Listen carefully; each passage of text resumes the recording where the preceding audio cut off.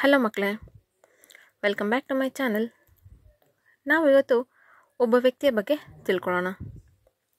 ಯಾರ ವ್ಯಕ್ತಿ ಅಂದರೆ, ಈ ದಿನಗಳಲ್ಲಿ ಯಾರ ಬಾಯಲ್ಲಿ ಕೇಳಿದ್ರು ಬರೋದು ಒಂದೇ ಹೆಸರು. ಯಾಕಂದರೆ ಅವರ ಸಾಧನೆ ಅನ್ನೋದು ಅಷ್ಟು ಎತ್ತರವಾಗಿರುವಂಥದ್ದು.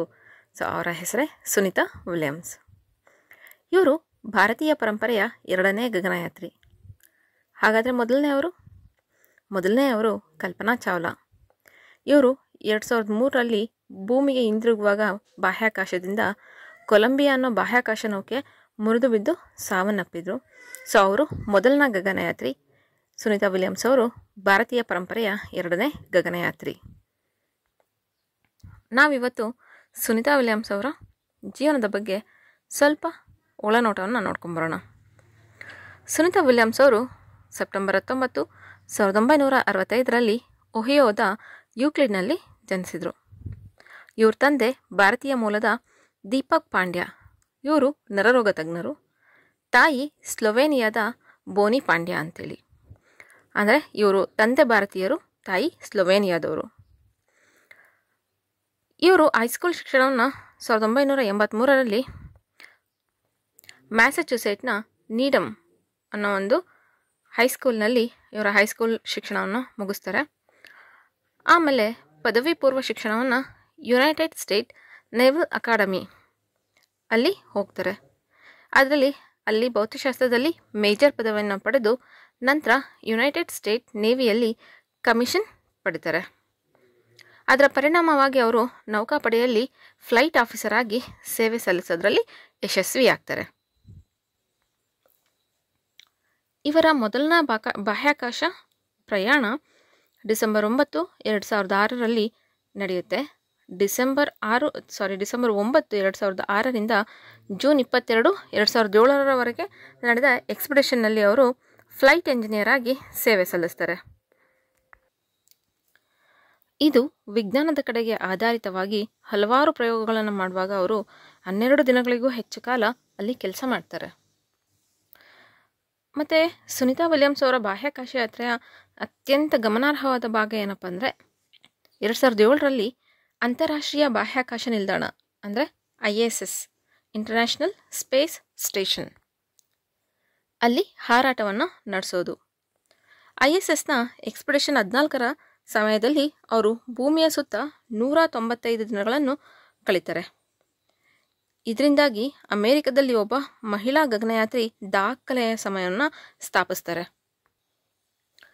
ಶೂನ್ಯ ಗುರುತ್ವಾಕರ್ಷಣೆಯ ಪರಿಸ್ಥಿತಿಗಳಲ್ಲಿ ಮಾನವ ಶರೀರಶಾಸ್ತ್ರದ ಕ್ಷೇತ್ರ, ಭೂಮಿಯ ವಾತಾವರಣದ ಅಧ್ಯಯನ ಮತ್ತು ಗ್ರಹಗಳ ಹೊರಗೆ ಭವಿಷ್ಯದ ಮಾನವ ಸಹಿತ ವಿಮಾನಗಳಿಗೆ ಹೊಸ ತಂತ್ರಜ್ಞಾನಗಳ ಅಭಿವೃದ್ಧಿ ಈಗ ಸೇರಿದಂತೆ ಸಾಕಷ್ಟು ವೈಜ್ಞಾನಿಕ ಸಾಧನೆಗಳಿಗೆ ಅವರು ಹೆಚ್ಚಿನ ಗಮನವನ್ನು ನೀಡ್ತಾರೆ. ಮತ್ತು ಇಲ್ಲಿ ನಾವು ಇನ್ನೊಂದನ್ನು ಏನು ಗಮನಿಸ್ಬೇಕಪ್ಪ ಅಂದರೆ, ಸಮಾಜದಲ್ಲಿರುವಂತಹ ದುರ್ಬಲ ಹೆಣ್ಣುಮಕ್ಕಳು ಇವ್ರು ನೋಡಿ ಎಷ್ಟೊಂದು ಪ್ರೇರೇಪಣೆಯನ್ನು ಪಡೆದು ಅಟ್ಲೀಸ್ಟ್ ಅವ್ರು ಹೋಗಿ ಅಷ್ಟೊಂದು ಸಾಧನೆಯನ್ನು ಮಾಡಿದ್ದಾರೆ. ನಾವಿಲ್ಲಿ ಯಾಕೆ ಅಟ್ಲೀಸ್ಟ್ ಅದರಲ್ಲಿ ಸ್ವಲ್ಪನಾದರೂ ಮಾಡಬಾರ್ದು ಅಂತೇಳಿ ಅವ್ರಿಗೊಂದು ಪ್ರೇರೇಪಣೆ ಬರೋದಕ್ಕೋಸ್ಕರ ಕೂಡ ನಾವಿದನ್ನು ಸಾಕಷ್ಟು ಶ್ಲಾಘನೀಯವಾಗಿ ನೋಡಬೇಕು. ಯಾಕಂದರೆ ಒಂದು ಹೆಣ್ಣು ಮನಸ್ಸು ಮಾಡಿದರೆ ಏನು ಬೇಕಾದರೂ ಮಾಡಬಲ್ಲಳು ಅಂಥೇಳಿ ಇವರು ಸುನಿತಾ ವಿಲಿಯಮ್ಸ್ ಅವರು ತೋರಿಸ್ಕೊಟ್ಟಿದ್ದಾರೆ. ಬಾಹ್ಯಾಕಾಶದಲ್ಲಿದ್ದಾಗ ಸುನಿತಾ ವಿಲಿಯಮ್ಸ್ ಅವ್ರಿಗೆ ಲೈವ್ ವಿಡಿಯೋ ಕಾನ್ಫರೆನ್ಸ್ ಮೂಲಕ ವಿಶ್ವದ ವಿವಿಧ ಭಾಗದ ಮಕ್ಕಳೊಂದಿಗೆ ಸಂವಹನ ನಡೆಸಿದ್ರಂತೆ. ಸೊ ಅದು ಅವರಿಗೆ ತುಂಬ ಇಷ್ಟವಾಗಿರುವಂತಹ ಒಂದು ಅವಿಸ್ಮರಣೀಯ ಕ್ಷಣ ಅದು. ಇದನ್ನು ವಿಶ್ವದಾದ್ಯಂತ ಲಕ್ಷಾಂತರ ಪ್ರೇಕ್ಷಕರು ಇದನ್ನು ನೋಡಿದರೆ ಬಾಹ್ಯಾಕಾಶ ಪರಿಶೋಧನೆ ಮತ್ತು ಸಣ್ಣ ಮಕ್ಕಳಿಗೆ ನಾವಲ್ಲಿಗೆ ಹೋಗಬೇಕು ಅನ್ನೋರಿಗೆ ಯಾವ ರೀತಿ ಏನು ಮಾಡಬೇಕು ಅನ್ನೋದ್ರ ಬಗ್ಗೆ ಸಾಕಷ್ಟು ಇನ್ಫಾರ್ಮೇಷನನ್ನು ಕೂಡ ಸಹ ಅವರು ಕೊಟ್ಟಿರ್ತಾರೆ. ಸೊ ಹೀಗೆ ಸಾಕಷ್ಟು ಜನಗಳಿಗೆ, ಸಾಕಷ್ಟು ಮಕ್ಕಳುಗಳಿಗೆ ಅವರು ಪ್ರೇರೇಪಣೆಯಾಗಿ, ಅಂದರೆ ಒಬ್ಬ ರೋಲ್ ಮಾಡೆಲ್ ಆಗಿ ಅವರು ನಿಲ್ತಾರೆ. ಇನ್ನು ಸುನಿತಾ ವಿಲಿಯಮ್ಸ್ ಅವರ ವೈಯಕ್ತಿಕ ಜೀವನವನ್ನು ನೋಡೋದಾದರೆ, ಅವರು ನೌಕಾಪಡೆಯ ಕ್ಯಾಪ್ಟನ್ ಆಗಿರುವ ಮೈಕಲ್ ವಿಲಿಯಮ್ಸ್ ಅವರನ್ನು ಮದುವೆ ಆಗ್ತಾರೆ. ಅವರು ಇವಾಗ ಸದ್ಯಕ್ಕೆ ನಿವೃತ್ತರಾಗಿದ್ದಾರೆ. ಅವರಿಗೆ 2 ಹೆಣ್ಮಕ್ಳಿದ್ದಾರೆ. ಅವರು ಇವರ ಸಾಕಷ್ಟು ಅಗಾಧ ಸಾಧನೆಗಳನ್ನು ಗುರುತಿಸಿ ಪ್ರಶಸ್ತಿಗಳು, ಪದಕಗಳು, ಸಾಕಷ್ಟು ಆಫರ್ಗಳು ಸುನಿತಾ ವಿಲಿಯಮ್ಸ್ ಅವ್ರಿಗೆ ಬಂದಿದೆ.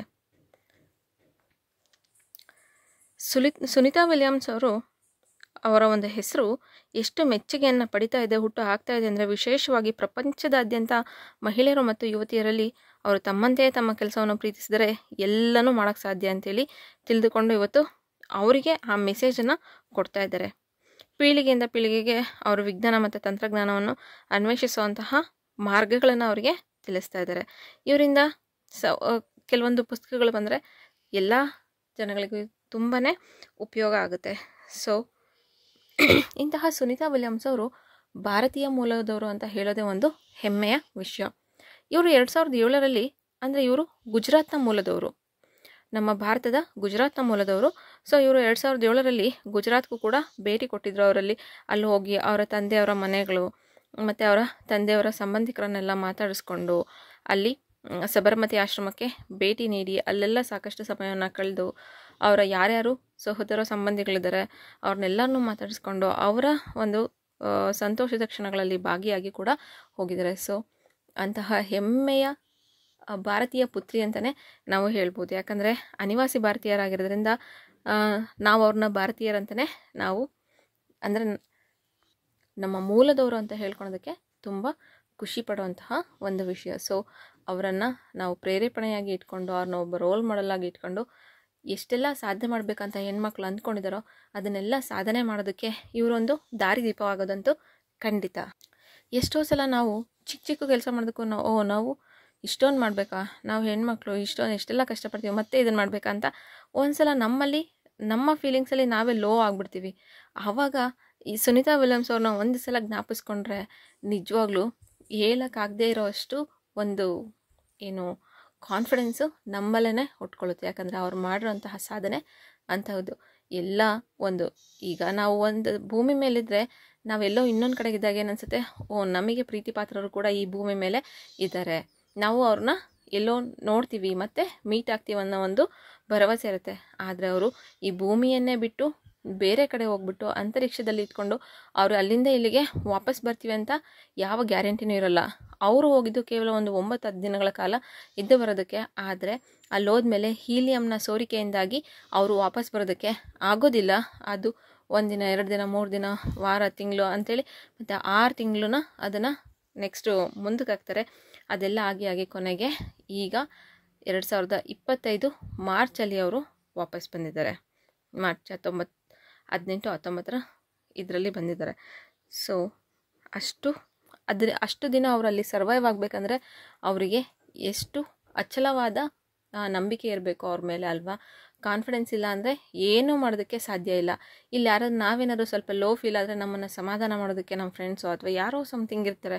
ಆದರೆ ಅಲ್ಲಿ ಯಾರೂ ಇಲ್ಲದೆ ಇರೋಂತಹ ಜಾಗದಲ್ಲಿ ಅವರ ಜೊತೆಗೆ ಇನ್ನೊಬ್ಬರು ಹೋಗಿ ಸಹ ಗಗನಯಾತ್ರಿ ಬುಚ್ ವಿಲ್ಮೋರ್ ಜೊತೆಗೆ ಅಷ್ಟು ದಿನಗಳ ಕಾಲ ಯಶಸ್ವಿಯಾಗಿ ಅಲ್ಲಿ ಬಾಹ್ಯಾಕಾಶದಲ್ಲಿ ನಿಂತು ಅದನ್ನೆಲ್ಲ ಯಶಸ್ವಿಯಾಗಿ ಪೂರೈಸಿ ಮತ್ತು ಯಶಸ್ವಿಯಾಗಿ ಭೂಮಿಗೆ ಬಂದಿದ್ದಾರೆ. ಸೊ ಅವರಿಗೆ ಮೆನಿ ಮೋರ್ ಕಂಗ್ರ್ಯಾಚುಲೇಷನ್ಸ್ನ ಹೇಳ್ತಾ, ನಮಗೆ ಅವರು ಸ್ಫೂರ್ತಿಯ ಸೆಲೆ ಅನ್ನೋದನ್ನು ಕೂಡ ಹೇಳ್ತಾ ಇವತ್ತಿಗೆ ಈ ವಿಡಿಯೋನ ಸ್ಟಾಪ್ ಮಾಡ್ತಾಯಿದ್ದೀನಿ.